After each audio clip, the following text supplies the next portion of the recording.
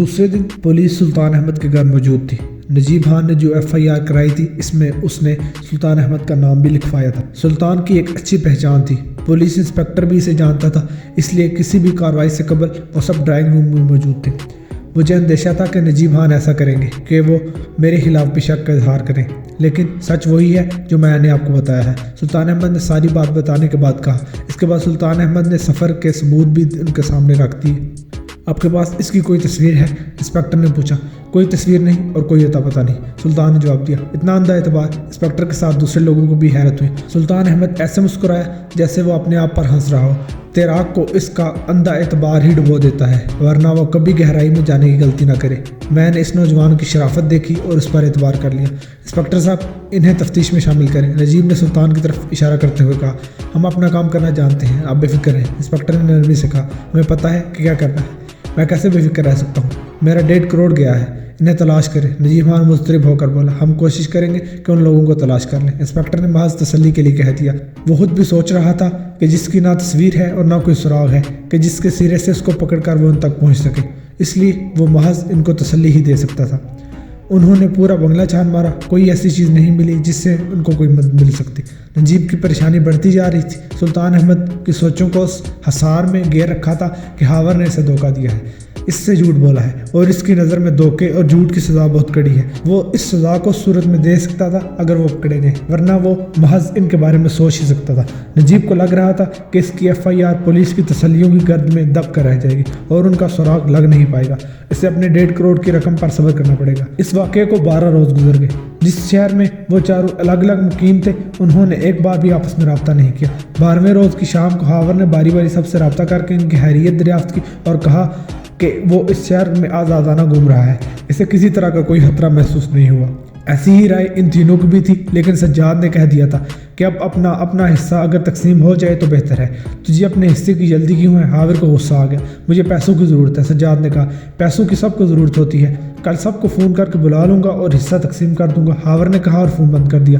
ہاور 4-5 دن تو زیادہ باہر نہیں نکلا تھا، پھر رفتہ رفتہ وہ پیدل ہی گھومنے پھرنے لگا۔ اس کے بعد اس نے سنوکر کلب بھی جانا شروع کر دیا۔ وہ ٹہلتا ہوا اس جگہ کے سب سے بڑے اور خوبصورت پارک میں بھی چلا گیا۔ کبھی وہ جنگلے کے ساتھ کھڑا ہو کر اندر دیکھتا اور کبھی وہ اندر جا کر بینچ پر بیٹھ جاتا، اور ایسا بھی ہوتا کہ وہ وہاں سے گزر جاتا۔ اسی روز و شب میں وہ نئی واردات کے بارے میں بھی سوچ رہا تھا۔ وہ اس طاق میں بھی تھا کوئی ایسا اسے مل جائے کہ وہ اسے بھی چال بازیوں سے لوٹنے میں کامیاب ہو سکے۔ جس شام کو اس نے اپنے ساتھیوں کو فون کیا تھا، وہ سنوکر کلب چلا گیا اور بہت دیر تک سنوکر کھیلتا رہا۔ وہاں اس کی اچھی خاصی جان پہچان ہو گئی تھی اور سنوکر کا اچھا کھلاڑی تھا، اس لیے اس کے کھیل نے سب کو متاثر کیا۔ رات 9 بجے کا وقت تھا۔ وہ کلب سے نکل کر پیدل ہی اپنی رہائش گاہ کی جانب چل پڑا تھا۔ چلتے چلتے وہ پارک کے جنگلے کے ساتھ چلنے لگا۔ اس کی نظریں اندر تھیں، اس وقت زیادہ رش نہیں تھا۔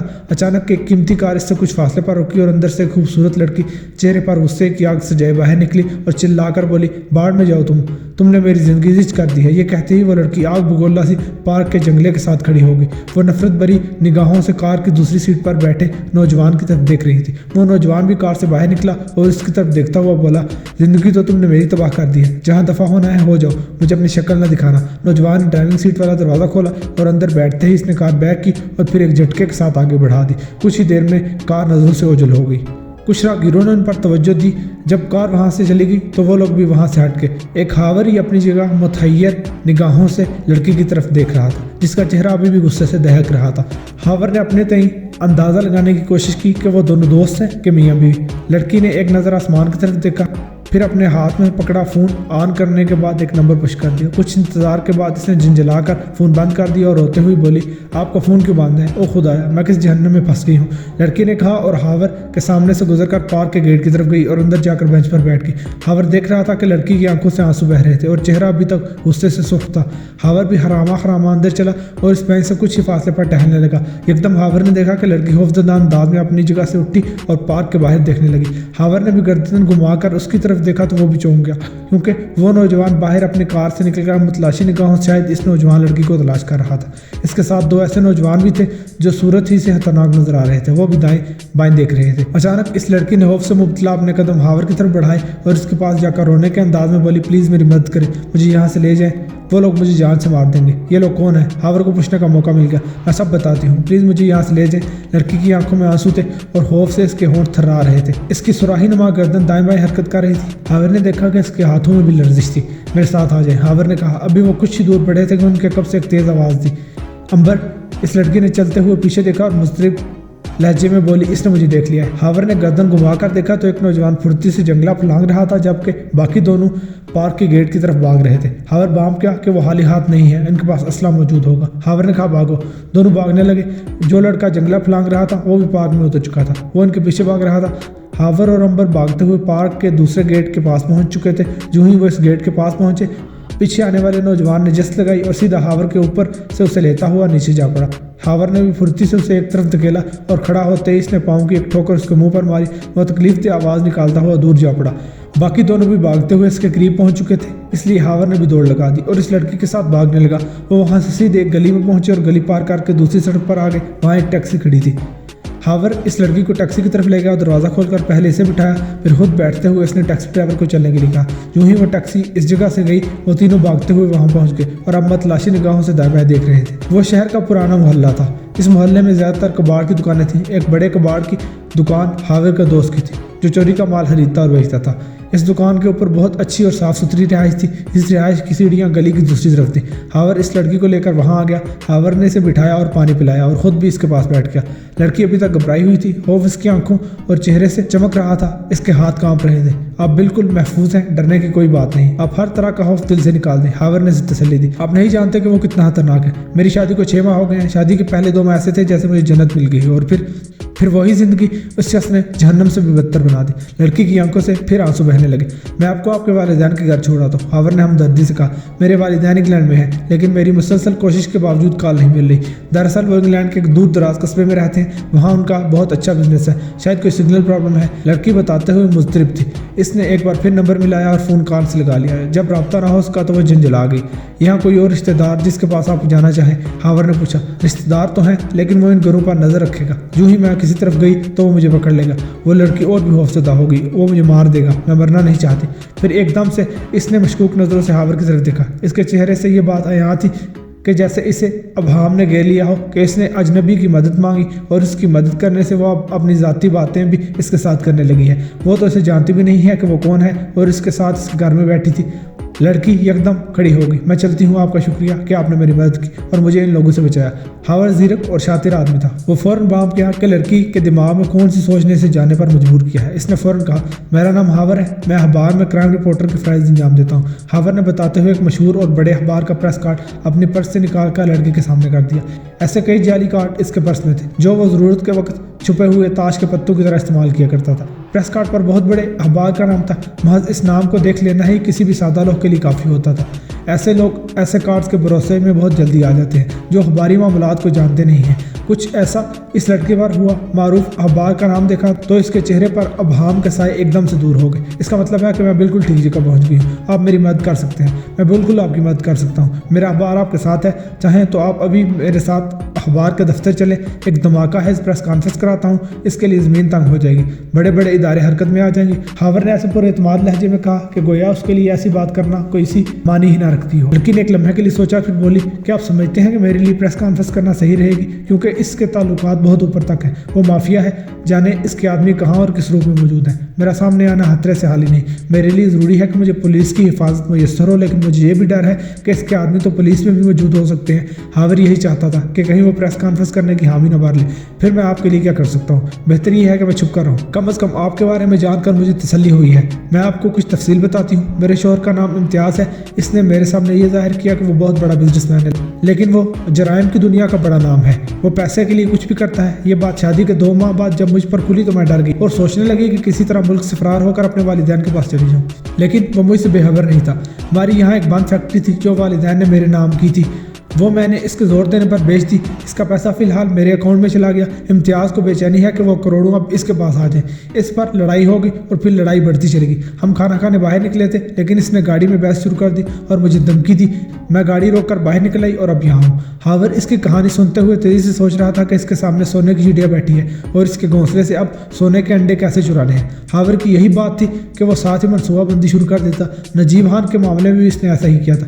کچھ دیر کے توقف کے بعد لڑکی نے بتایا، میرا نام امبر ہے، کیا میں آپ پر بھروسہ کر سکتی ہوں؟ آپ مجھ پر مکمل بھروسہ کر سکتی ہیں۔ میں ہر طرح سے آپ کی مدد کے لیے حاضر ہوں۔ آپ جو چاہیں گی میں کرنے کے لیے تیار ہوں۔ پولیس کے پاس جانا چاہیں تو میں وہاں لے جاتا ہوں، کسی چینل میں جانا چاہیں تو اس کے لیے بھی میری مدد حاضر ہے اور اخبار تو میرا موجود ہی ہے۔ ہاور نے چاہا کہ وہ چاروں طرف سے اس کے اعتبار کے جال میں آ جائے۔ اچانک امبر کا فون بجنے لگا۔ اس نے گھبرائے ہوئے اور ڈرے ہوئے انداز میں موبائل فون کی طرف دیکھا۔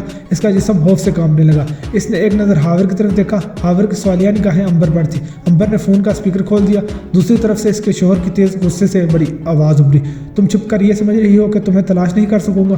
تم جہاں بھی ہوگی ڈھونڈ لوں گا اور تمہاری سانسوں سے ایک ایک پائی وصول کر ماروں گا۔ بھاگ لو، جتنا بھاگ سکتی ہو بھاگ لو، مجھ سے چھپ نہیں سکتی تم ظالم ہو، تم انسان نہیں ہو۔ امبر نے روتے ہوئے کہا، ہاں میں انسان نہیں ہوں، میں نے چاہا تھا کہ تمہیں کچھ نہ کہوں۔ اب بھی وقت ہے، سوچ لو اور اپنے اکاؤنٹ میں وہ ساری رقم میرے اکاؤنٹ میں ٹرانسفر کر دو، ایک پائی بھی نہیں دوں گی، پھر اپنے انجام کے لیے بھی تیار ہو۔ امبر نے روتے ہوئے فون آف کر دیا۔ اس کا پورا جسم کانپنے لگا۔ وہ اس قدر ڈر گئی کہ ہاور کو اندیشہ ہوا کہ وہ بھی بے ہوش ہو کر گر جائے گی۔ ہاور نے اسے پانی پلایا اور حوصلہ دیا۔ اس طرح کچھ وقت گزر گیا اور رفتہ رفتہ امبر کی حالت بہتر ہوئی۔ جب امبر بولنے کے قابل ہوئی تو اس نے کہا، کیا آپ میرے لیے یہ کر سکتے ہیں کہ میرے گھر سے خفیہ جگہ پر جہاں میں نے یہ بیگ چھپایا ہے، اس میں میرا پاسپورٹ، ضروری کاغذات اور چیک بکس ہے، وہ کسی طرح سے اٹھا لائیں۔ میری ایک چیک بک کے درمیانی چیک پر میرے دستخط بھی موجود ہیں۔ اگر وہ بیگ امتیاز ہاتھ کے لگ گیا تو وہ رقم میرے اکاؤنٹ سے نکال لے گا۔ امبر کو پریشانی ہونے لگی۔ آپ نے چیک سائن کیوں کیا تھا؟ ہاور نے جلدی سے اپنے مطلب کی بات پوچھی۔ جب میں کسی طرح سے بھاگنے کی تیاری میں تھی تو میں نے چیک سائن کیا، کیونکہ اس وقت امتیاز گھر پر موجود نہیں تھا۔ میرے لیے راستہ صاف تھا، میں سیدھی بینک جانا چاہتی تھی، لیکن اب بھی میں نے چیک پر دستخط کیے ہی تھے کہ امتیاز گھر آ گیا۔ میں نے اسی طرح بیگ اس خفیہ جگہ پر رکھا اور وہاں سے نکلے۔ امبر نے بتایا تو ہاور کی آنکھوں میں چمک دو چند ہو گئی۔ اس نے سوچا کہ دستخط شدہ چیک موجود ہے، اس جگہ تک رسائی حاصل کرنے کے بعد وہ بینک سے کیش کرا سکتا ہے۔ ہاور جاننا چاہتا تھا کہ اس اکاؤنٹ میں اس کی کتنی رقم موجود ہے۔ آپ کو چاہیے تھا کہ آپ چیک پھاڑ دیتی۔ آپ کے اکاؤنٹ میں 3-4 کروڑ ہوا تو وہ سارا کیش کرا سکتا ہے۔ فیکٹری کی قیمت کا کچھ حصہ یعنی 9 کروڑ میں نے اس اکاؤنٹ میں جمع کرایا تھا، امبر نے جلدی سے بتایا۔ 9 کروڑ روپے کا سن کر ہاور کو لگا کہ ایک بڑی رقم اس کے انتظار میں ہے۔ اس گھر میں جانا جہاں چوکیدار ہوں گے، بہت سے حفاظتی انتظامات ہوں گے، وہ بیگ لانا میرے خیال میں بہت مشکل ہے۔ ہاور نے جھجکتے ہوئے کہا، کوئی مشکل نہیں ہے۔ امبر بولی، میرے گھر سے ساتھ والا گھر خالی ہے، اس کی پچھلی طرف ایک باؤنڈری وال کا ایک حصہ گرا ہوا ہے جہاں سے اندر جا کر چھت پر جایا جا سکتا ہے۔ چھت سے نیچے 11 فٹ کے فاصلے پر بالکنی ہے اور اوپر سے بالکنی میں جائیں گے تو وہاں ایک دروازہ ہے، اس پر براؤن شیشہ لگا ہوا ہے۔ اس شیشے کو کاٹ کر اندر جائیں اور دروازہ کھولیں تو سامنے لاؤنج ہوگا۔ دائیں اور بائیں 2 کمروں کے دروازے دکھائی دیں گے اور بالکل سامنے ایک چھوٹی سی راہداری دکھائی دے گی۔ اس راہداری کے اختتام پر ایک دروازہ ہے جو اسٹور کا ہے اور اس اسٹور میں بہت سا کاٹ کباڑ پڑا ہے۔ وہاں ایک پرانا صوفہ بھی ہے جس پر پرانا سامان میں نے رکھا ہوا ہے۔ اس صوفے کے اندر روئی ہے اور اس روئی میں نے وہ بیگ رکھا ہوا ہے۔ اس بڑے گھر میں امتیاز ہوتا ہے اور گیٹ کے پاس اس کے 4 گارڈز ہوتے ہیں۔ جس خفیہ کمرے میں خفیہ جگہ پر میں نے بیگ رکھا ہے وہ کمرہ اوپر ہے، یعنی نیچے نہیں آنا پڑے گا، وہاں سے ہی بیگ لے کر اس راستے واپس آیا جا سکتا۔ ہاور سوچتے ہوئے اپنی تھوڑی کھجانے لگا۔ وہ سوچ رہا تھا کہ جیسا امبر بتا رہی ہے اس طرح تو اس گھر میں داخل ہو کر باہر نکلنا مشکل نہیں ہے۔ کیا سوچ رہے ہیں آپ؟ میں سوچ رہا ہوں کہ ایسا کام کبھی کیا نہیں ہے۔ کسی خبر کو حاصل کرنے کے لیے تو بہت سی مشکلات کا سامنا کیا ہے، کسی جاسوس کی طرح بھی کام کیا ہے، لیکن اس طرح کبھی کہیں سے بیگ لانے کا اتفاق نہیں ہوا۔ ہاور یہ کہہ کر خود ہی مسکرایا، اگر آپ نہیں کر سکتے تو کوئی بات نہیں، میں رات آپ کی اجازت سے یہاں رک کر صبح نکل جاؤں گی۔ امبر مایوس ہو کر ایک طرف بیٹھ گئی۔ ہاور ایسے سوچتا رہا جیسے اس کے لیے وہ کرنا بہت مشکل ہے۔ دراصل وہ اس جگہ جانے سے لے کر نکلنے تک منصوبہ بندی کر رہا تھا۔ دستخط شدہ چیک سے وہ بہت سا روپیہ بینک سے نکلوا سکتا تھا۔ ہاور نے گھڑی کی طرف دیکھا اور بڑبڑایا، الینا جانے کیوں نہیں ابھی تک آئی؟ الینا کون؟ امبر نے پوچھا، میری بیوی الینا، وہ بھی اخبار میں ہی جاب کرتی ہے، اس کی ڈیوٹی کا وقت ختم ہو گیا، شاید آ رہی ہوگی۔ ہاور بولا، یہ تو اچھا ہے کہ آپ کی بیوی بھی ہے، میں اور بھی ریلیکس ہو جاؤں گی۔ امبر نے کہا، بس وہ آنے والی ہے، بعض اوقات ویگن لیٹ ہو جاتی ہے۔ ہاور نے کہا اور ایک طرف بیٹھ گیا۔ تب تک میں سوچتا ہوں کہ مجھے کیا کرنا چاہیے۔ سوچتے ہوئے آپ یہ رات ہی نہ گزار دیں، کیونکہ یہ کام آج رات ہی ہو سکتا ہے یا پھر کل رات، دن کو وہاں جانا مشکل ہے۔ امبر نے کہا، اس وقت تک اس کا خوف بے حد کم ہو چکا تھا۔ میں سوچ رہا ہوں، ہاور بولا، آپ کو تنہا نہیں چھوڑوں گا، میں اپنا کیمرہ مین کو بلاتا ہوں، ہم ایک ساتھ وہاں جا کر آپ کا بیگ لے آئیں گے۔ اپنے اخبار کے لیے ہم نے بہت زیادہ خطرناک کام سر انجام دیے۔ امبر اس بات سے بے خبر تھی کہ اس نے امبر سے بات شروع کرتے ہی الینا کو کال ملا دی تھی۔ دوسری طرف الینا ان کی گفتگو سن رہی تھی۔ جو ہی اس نے یہ کہا کہ الینا اس کی بیوی ہے تو وہ اس وقت اٹھی، اس نے ہلکا میک اپ کیا اور بیگ پکڑ کر باہر نکل آئی۔ الینا کا ہاور سے رابطہ منقطع ہو گیا۔ الینا نے جاتے ہوئے عاطف کو فون کیا اور اسے ساری بات سمجھا دی۔ ہاور نے امبر سے کہا کہ وہ اپنا کیمرہ مین کو بلاتا ہے، اسی کے ساتھ وہ اس جگہ آ جائے گا۔ الینا اشارہ سمجھ گئی اور اس نے تیزی سے عاطف کو ساری بات سمجھائی اور ٹیکسی میں بیٹھ کر ہاور کی طرف چلی گئی۔ ہاور اور اس کے ساتھیوں کی یہ خصوصیات تھی کہ وہ ایک دوسرے کی کہی ہوئی اشاروں میں بات فوراً سمجھ جاتے تھے۔ عاطف نے اسی وقت سجاد کو فون کیا۔ الینا نے گھر پہنچتے ہی سلام کیا اور ہاور سے مسکرا کر ایسے بولی جیسے وہ واقعی اس کی بیوی ہو۔ پھر جو ہی اس کی نظر امبر پر پڑی تو اس نے امبر کو سلام کیا اور سوالیہ نظروں سے ہاور کی طرف دیکھا۔ یہ امبر ہے، اپنے شوہر کی سختیوں کا شکار ہے۔ میں ٹیکسی کی طرف جا رہا تھا کہ مجھے یہ مل گئی اور ان کی زندگی خطرے میں تھی، میں انہیں یہاں لے آیا۔ یہ بتانے کے بعد ہاور نے امبر سے کہا، یہ الینا ہے میری بیوی، آپ سے مل کے اچھا لگا۔ امبر نے اٹھ کر الینا سے ہاتھ ملایا۔ آپ کے شوہر اگر وہاں نہ ہوتے تو شاید میری لاش وہاں سڑک پر پڑی ہوتی۔ امبر یہ کہہ کر دکھی ہو گئی اور اس کی آنکھوں میں پانی اتر آیا۔ الینا کو ایک دم سے اس سے ہمدردی پیدا ہو گئی اور اس نے امبر کو گلے سے لگا لیا۔ آپ فکر نہ کریں، سب کچھ ٹھیک ہو جائے گا، میں کھانا تیار کرتی ہوں۔ الینا بولی، تم کھانا تیار کرنے کی بجائے امبر کے پاس بیٹھو، میں کھانا لے کر آتا ہوں۔ ہاور نے کہا کیونکہ اس کے موبائل فون پر عاطف کا میسج آ گیا، وہ اس کی رہائش سے کچھ دور کھڑا تھا۔ آپ میری مدد کریں گے؟ امبر نے جلدی سے پوچھا۔ میں نے آپ کی مدد کرنے کے لیے ہی اپنے کیمرہ مین کو بلایا ہے، ہاور نے کہا اور تاکید کی کہ وہ دروازہ اچھی طرح سے بند کر لیں۔ ہاور نیچے اترا اور سیدھا چوک کی طرف چلا گیا۔ وہاں ایک طرف عاطف اور سجاد کھڑے تھے۔ وہ دونوں کو ایک طرف لے جاتا ہوا اختصار سب کچھ بتانے لگا۔ سب گوش گزار کرنے کے بعد ہاور نے کہا، ابھی ہم وہاں جائیں گے، اس بند مکان سے امبر کے گھر سے چھت پر جائیں گے، وہاں سے میں بالکونی میں اتروں گا، اس جگہ سے وہ بیگ لوں گا اور واپس آ جاؤں گا۔ سجاد بند مکان کی چھت پر رک جائے گا اور تم میرے ساتھ اس مکان کی چھت تک چلو گے، میں اکیلا نیچے بالکونی میں اتروں گا۔ واپسی پر ہم ایک ساتھ اس جگہ سے نکلیں گے۔ بیگ لا کر امبر کو دیں گے؟ عاطف نے پوچھا۔